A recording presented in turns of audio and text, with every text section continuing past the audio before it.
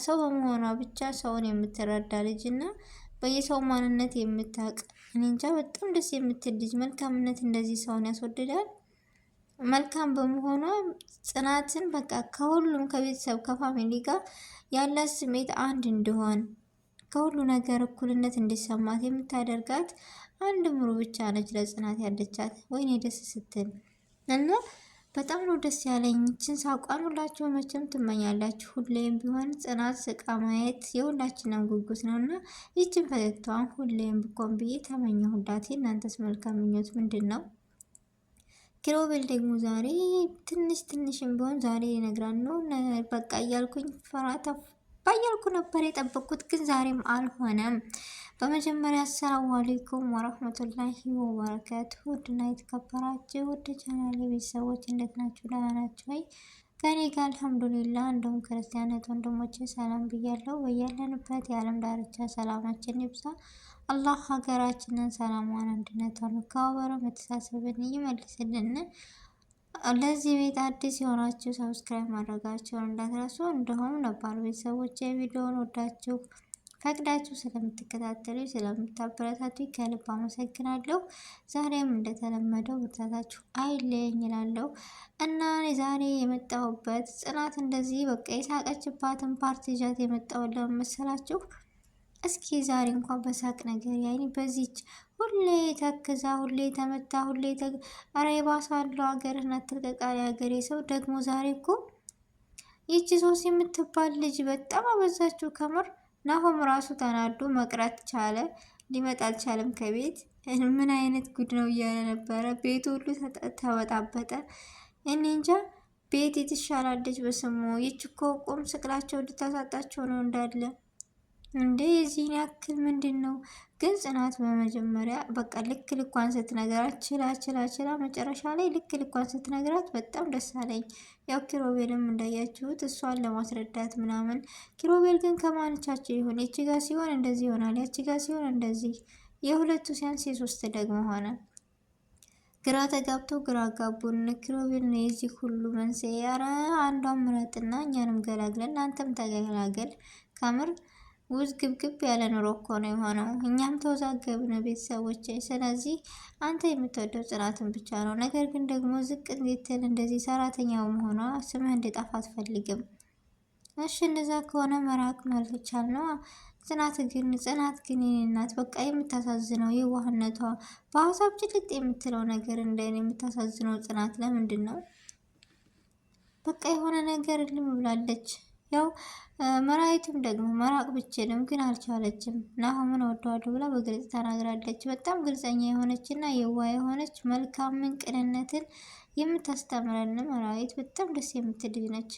አንድ አይደለ መደበቅ ለምታምነው ሰው መደበቅ የሚባል ነገር የለም ከሷ ፊት ከሷ ቦታ ለጽናት ቀጥታን የነገረቻት። እስኪ እንደነሱ ሰራተኛ ነች ምናምን ብላ አላንቋሸሸቻትም። የሆነ የበታችነት አታያትም። በቃ ሰውን ሰው በመሆኑ እኩል የምታይ በቃ የምታከብር ልጅ ነች እና በጣም ነው ደስ የምትለው። ግን ይቺ ቤቲ የምትባል ልጅ ተቃጥላ ሞተች። ወይኔ ግን ልችላት አልቻለችም።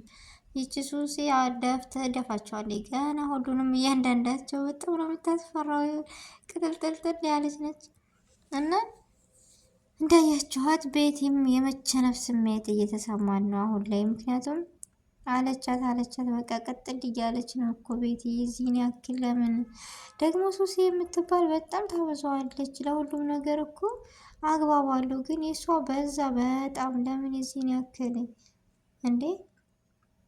መራዊት ራሱ ተመረረች፣ ናሆም ተመረረ፣ ሁሉም ነገር በቃ ማን ነው የሚችላት? የቤት መበጣበጥ አልቀረም እያለች ነው መራዊት። ተሰዝን እንዴ የባሳለው ቤት የተሻላቸው ነበረ በስሙ። እንደዚህን ያክል ቁም ስቅላቸውን አታሳጣቸውም። ይች እኮ በቃ ከእሷ በላይ ማን የለም። ምን እንጃ። ኧረ ይደብራል መቼም። ኪሮቤል እሷን ያስኩ ብሎ ወይም አፈቀርኩ ብሎ አይመጣም። እንኳን ቤቲ እኛ እናብዳለን እንዴ። ጽናት ደግሞ ምን እየሆነች ነው? በቃ ጭልጥ ትላለች በሀሳብ ምናምን። ወይ አነግረው ወይ አይነግራት። እስከ መቼ ግን ግራ ተጋብተው ሁለት የሚዋደዱ ግን መንገር ማን ደፋሪ ይሆን? በጣም ያሳዝናል። ብቻ ያም አለያም ጽናትም ስትደረደር ቤቲም እንደዚሁ። አሁን ሶሲ የምትባል መታ ልደፋቸው ነው፣ ቤተሰብ ልደፋቸው ነው። እንኳን እነሱ እኛ ልደፋን ነው። ከምር ለምንድን ነው እንደዚህ? አንዳንዴ ሰው ስንባል ምን አይነት ተፈጥሮ ነው ያለን? ምን አይነት ጸባይ፣ ምን አይነት አመለካከት? ወይኔ ብዙ ነገሮችን ተማርኩኝ። በቃ ሰው ስንባል እንደዚህ ነን። በቃ እንደ መልካችን እንደ ሁሉ ነገራችን ጸባያችንም ይለያያል፣ ስነ ምግባራችን ይለያያል፣ ሁሉ ነገራችን። ራሷን እንደማን የምታየው ይቺ ሱሱ የምትባል ሴት የሆነ በቃ ከባድ ነገሮችን ማካበድ። በቃ የኔ እንጃ ምን ብዬ ነገራችሁ። በእርግጥ ቤቲ ስትናደድ ደስ ብሎኛል። ለምን የዋጋውን ነው ያገኘችው። ናሆምን ጽናትን ናሆም እኮ እዛም እዚህም በቃ እውነቱን ተናግራለች ጽናት። ናሆም እኮ ወደ ግራ ሲነፍስ ወደ ግራ፣ ወደ ቀኝ ሲነፍስ ወደ ቀኝ፣ በቃ ደስ ባለው ሙድ ነው የሚኖረው። ጊዜውን የሚወጣው እሱ ነው። ምክንያቱም ከሁሉም የለበትም። ግን አሁን ላይ ደግሞ መራዊት ጋር ሳይዋደዱ አይቀሩም። መጨረሻቸው ምን ይሆን? በጣም እኔ እንጃ። በአንድ ቢሆኑ ደስ ይለኛል። ግን እንድጎዳትም አልፈልግም። ለምን መሮ በጣም ደስ የምትል ልጅ ነች። በቃ ትህትናዋ፣ ምክሯ፣ ስብዕናዋ በጣም ነው ደስ የምትለው ምሩ ማለት። ጽናት ጋር እንዴት እንደሚዋደዱ ታውቃላችሁ? እኔ ራሱ ስወዳቸው ለምን በሀሳብም ሆነ በማንነታቸው ስለተገናኙ እኩልነት ስለሚሰማቸው በቃ ሰውን በሰው በመሆኑ ስለሚያከብሩ ይመስለኛል እንደኔ። እና በጣም ነው ደስ ያለኝ። እና ጽናትና ኪሩቤል መጨረሻቸው ወይስ ቤቲ ማን ያሸንፍ ግን ከዚህ ሁሉ ሶስቱ? እስኪ ገምቱ ቤተሰብ። እኔ እኮ አሁን የኛ ሀሳብ እነሱ ሆኑ መጡ አልመጡ ተለቀቁ አልተለቀቁ ሆነ የኛ ነገር። ምክንያቱም በቃ እነሱን ማየት ሳለችን። አሁን ይቺ ሶሲ ደግሞ መጣች። ሌላ ደግሞ ማን ትመጣ ይሆን?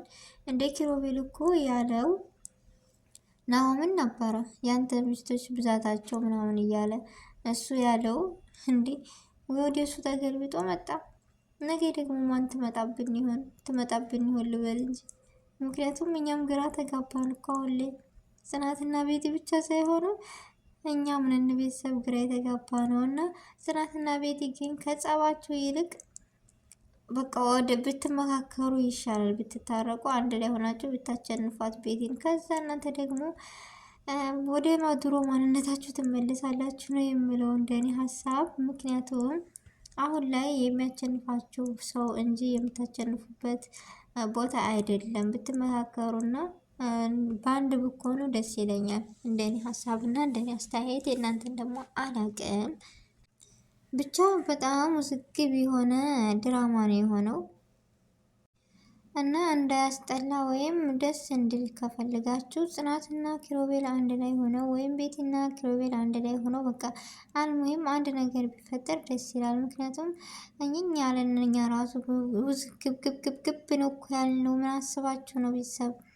ብቻ ያማለያም ጽናት እና መራዊት ለእኛ ትልቅ ትምህርት ነው በቃ እየሰጡን። የሰው ልጅ እንዴት እየተገፋ ራሱ በቃ ሶብረን እንዴት ማግኘት እንዳለብን የሰው ልጅ ገፍቶን አይደለም በቃ ይቅርታ መጠየቅ፣ ይቅር ባይነትን እኔ ተምሬያለሁ ከነሱ። በቃ እንዴት እንደሆነ የሰው ልጅ ተገፍቶ እንደ አጎንብሽ ምናምን እኮ ስትላት ጽናት የኔ እናት አጎነበሰች። በጣም የሚገርም ነገር ነው። እኔ እንጃ በጣም ራሴን ታዘብኩት አለ አይደለ? ምን ብዬ ልንገራችሁ። ብቻ በጣም ደስ የሚልና አስተማሪ በጉጉት የምንጠብቀው ድራማ ነው።